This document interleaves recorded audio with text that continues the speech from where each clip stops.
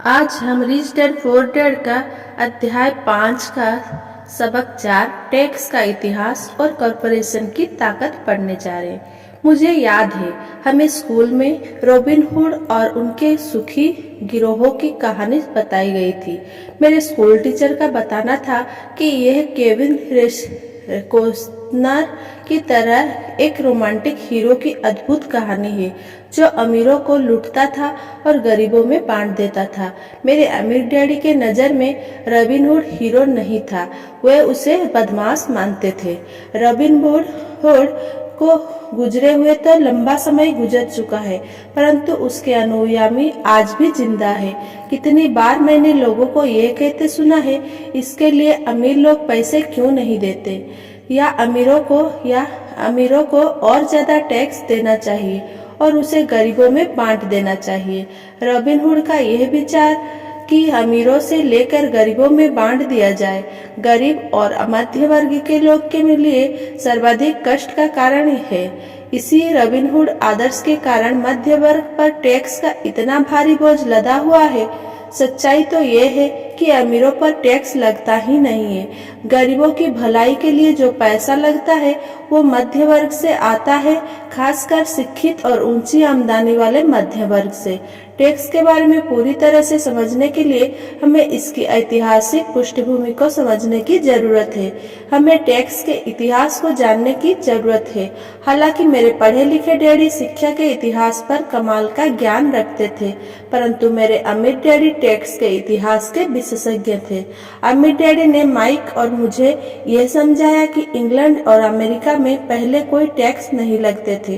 कभी कभार युद्ध का खर्च जुटाने के लिए कुछ समय के लिए टैक्स जरूर लगाया करते थे। राजा या राष्ट्रपति मुंह से कह भर देता है और हर आदमी उसकी कही बातें मानकर अपना सहयोग देता था। ब्रिटेन में 1769 से 1816 से बीच नेपोलियन से युद्ध के समय टैक्स लगाया गया था और अमेरिका में 1861 से 1865 के बीच हुए सिविल वॉर के खर्च को जुटाने के लिए टैक्स लगाया गया था। 1874 में इंग्लैंड ने इनकम टैक्स को अपने नागरिकों पर स्थायी रूप से लागू कर दिया। 1913 में संविधान के 16वें संशोधनों के साथ अमेरिका में भी आयकर स्थायी रूप से लागू हो गया। एक समय था जब अमेरिका लोग टैक्स विरोधी हुआ करते थे। चाय पर बहुत ज्यादा टैक्स लगने के कारण ही वेस्टर्न हावर पर प्रसिद्ध टी पार्टी की घटना हुई थी, जिससे क्रांतिकारी युद्ध को ताकत मिली थी। इंग्लैंड और अमेरिका दोनों को ही नियमित इनकम टैक्स के विचार को जनता के गले उतारने में लगभग 50 साल का समय लगा। इन ऐतिहासिक तिथियों से हमें यह पता नहीं चल पाता कि दोनों ही मामलों में टैक्स शुरू में केवल अमीरों पर लगाए गए थे। अमीर डैडी चाहते थे कि माइक और मैं इस बात को कभी नहीं भूले। उन्होंने स्पष्ट किया कि टैक्स का विचार लोकप्रिय बना और उसे ज्यादातर लोगों के सिर्फ इसीलिए माना क्योंकि उन्हें यह बताया गया कि टैक्स अमीरों को सजा देने का और मध्य वर्ग तथा गरीबों को मदद देने का साधन है। इसी कारण जनता ने टैक्स कानून के समर्थन में वोट दिए और ये वैधानिक बन गया। हालांकि इसका मकसद अमीरों को दंड देना है, परंतु दरअसल ये उन्हीं लोगों को दंड देता है जिन्होंने इसका समर्थन किया था, यानी गरीब और मध्य वर्ग। एक बार सरकार ने पैसे का स्वाद चख लिया तो उसकी भूख बढ़ती गई। अमीर डैडी ने कहा, तुम्हारे डैडी और मैं पूरी तरह विरोध में हैं। वो एक सरकारी ब्यूरोक्रेट है और मैं एक पूंजीपति हूँ। हमें विपरीत व्यवहार के कारण पैसे मिलते हैं और हमारी सफलता अलग अलग मानदंड पर तौली जाती है। उन्हें पैसा खर्च करने और लोगों को काम देने के लिए पैसे दिए जाते हैं। वे जितना ज्यादा खर्च करते हैं और जितने ज्यादा लोगों को काम पर रखते हैं, उनका संगठन उतना ही बड़ा होता जाता है। सरकार में जितना बड़ा उनका संगठन होता है, उतना ही ज्यादा सम्मान उन्हें दिया जाता है। दूसरी तरफ मेरे संगठन में मैं जितने कम लोगों को रखूं और जितना कम पैसा खर्चा करूं, निवेशक मेरा उतना ही ज्यादा सम्मान करते हैं। इसीलिए मैं सरकारी आदमियों को पसंद नहीं करता हूं। उनके लक्ष्य बिजनेस के ज्यादातर लोगों से हटकर होते हैं। जैसे जैसे सरकार के कर्मचारी बढ़ते हैं, उन्हें तनख्वाह देने के लिए उतने ही ज्यादा टैक्स की जरूरत होती है। मेरे पढ़े लिखे डैडी इस बात में भरोसा करते थे कि सरकार को लोगों की मदद करनी चाहिए। वे जॉन एफ कैनेडी से प्रेम करते थे और खासकर पीस कॉर्प्स के विचार से वे इस विचार को इतना ज्यादा चाहते थे कि वे और मेरी मां दोनों ही पीस कॉर्प्स के लिए काम करते थे और मलेशिया, थाईलैंड और फिलीपींस जाने वाले स्वयंसेवकों को प्रशिक्षित करते थे। वे हमेशा अतिरिक्त अनुदानों और बजट में बढ़ोतरी की कोशिश करते थे ताकि वे ज्यादा लोगों को भर्ती कर सके। ऐसा वे शिक्षा विभाग की अपनी नौकरी में भी करते थे और पीस कैंपस में भी यह उनका काम था। जब मैं 10 साल का था, तब से मैं अपने अमीर डैडी से यह सुनता आया हूँ कि सरकारी कर्मचारी आलसी चोर का गिरोह है और मेरे गरीब डैडी से मैं यह सुनता हूँ कि अमीर लोग लालची और बदमाश होते हैं जिनसे सरकार को ज्यादा टैक्स लेना चाहिए। दोनों ही विचारों के पक्ष में तर्क दिए जा सकते हैं।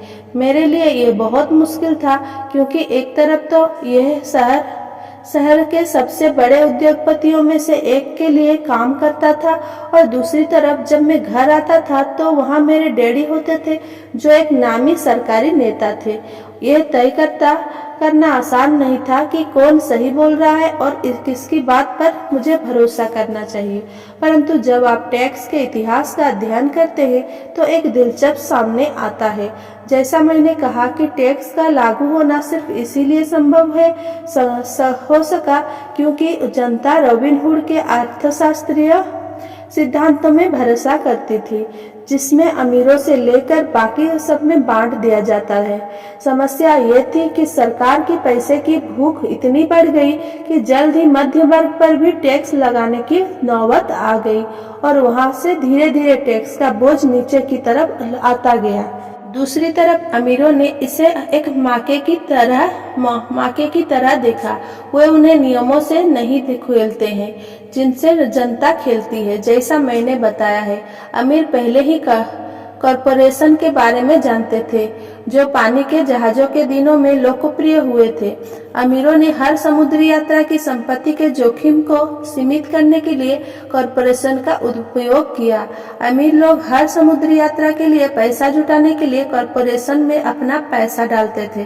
फिर ये कॉरपोरेशन न्यू वर्ल्ड में खजाने की खोज के लिए नाविकों को भर्ती करता था। अगर जहाज डूब जाता था तो नाविकों की जान जाती थी, परंतु अमीर लोगों को होता था कि उनका वो पैसा डूब जाता था जो उन्होंने उस समुद्री यात्रा के लिए दिया था। आगे जाने वाला चित्र दर्शाता है कि किस तरह कॉर्पोरेट स्ट्रक्चर आपके इनकम स्टेटमेंट और बैलेंस शीट के बाहर सिर्फ इतना ही नुकसान बैठाता है। कॉर्पोरेशन के कानूनी ढांचे की ताकत के ज्ञान से अमीरों को गरीब और मध्य वर्ग की तुलना में बहुत ज्यादा फायदा मिलता है। मुझे 2 डैडियों ने शिक्षा दी थी जिनमें से एक समाजवादी थे और दूसरे पूंजीपति। मुझे जल्द ही यह महसूस हुआ कि पूंजीपति में पैसे की ज्यादा समझ है। मुझे ऐसा लगा कि पैसे की नासमझी के कारण समाजवादी आखिरकार खुद को ही सजा देते हैं। अमीरों से वसूलों का नारा लगाने वाली भीड़ चाहे जितना जोर लगा ले, अमीर लोग उनसे जीतने का रास्ता हमेशा ढूंढ निकालते हैं। इसी कारण टैक्स आखिरकार मध्य वर्ग पर लगे। अमीरों ने बुद्धिजीवियों को अपनी बुद्धि से हरा दिया, सिर्फ इसी कारण क्योंकि वे पैसे की ताकत को जानते थे और ये विषय स्कूलों में नहीं पढ़ाया जाता। अमीर लोगों ने बुद्धिजीवियों को किस तरह हराया? एक बार अमीरों से वसूलों का कानून पारित हुआ तो सरकार की तिजोरी में पैसा आने लगा। पहले तो लोग इस बात से खुश हुए। यह पैसा सरकार कर्मचारियों और अमीरों को दिया जाने लगा। सरकारी कर्मचारियों के पास यह पैसा नौकरियों और पेंशनों के रूप में गया। अमीरों के पास यह पैसा उनकी फैक्ट्रियों के जरिए मिले, सरकारी कॉन्ट्रैक्शन से आया। सरकार के पास ढेर सारे पैसे थे, परंतु उस पैसे के मैनेजमेंट की समस्या थी। उनमें कई रिसिवलेशन नहीं था। दूसरे शब्द में सरकारी नीति में अगर आप एक सरकारी ब्यूरोक्रेट है तो आप पैसा बचाना पसंद नहीं करते। अगर आप अपने लिए आवंटित फंड को खर्च नहीं कर पाते हैं तो आपको अगले बजट में उतनी राशि नहीं मिलेगी और निश्चित रूप से आपको योग्य तो माना ही नहीं जाएगा। दूसरी तरफ बिजनेस में पैसे बचाने के लिए इतना इनाम मिलता है और ऐसा करने पर आपको काबिल माना जाता है। जब बढ़ते हुए समय सरकारी खर्चों का यह चक्र चलता रहा तो पैसे की मांग बढ़ी और अमीरों से टैक्स वसूलों के विचार में अब कम अमीर लोग को भी शामिल कर लिया गया और इस तरह सरकार इतनी नीचे आ गई कि वे गरीबों और मध्य वर्गीय लोगों भी टैक्स के दायरे में आ गए जिन्होंने इसके लिए वोट दिए थे। सच्चे पूंजीपतियों ने बचने का तरीका खोजने के लिए अपनी पैसे की समझ का प्रयोग किया। वे कॉरपोरेशन की सुरक्षा में चले गए। कॉरपोरेशन अमीर लोगों को सुरक्षा देता है, परंतु कई लोग जिन्होंने कभी कॉरपोरेशन नहीं बनाया यह नहीं जानते कि कॉरपोरेशन जैसे कोई चीज नहीं होती।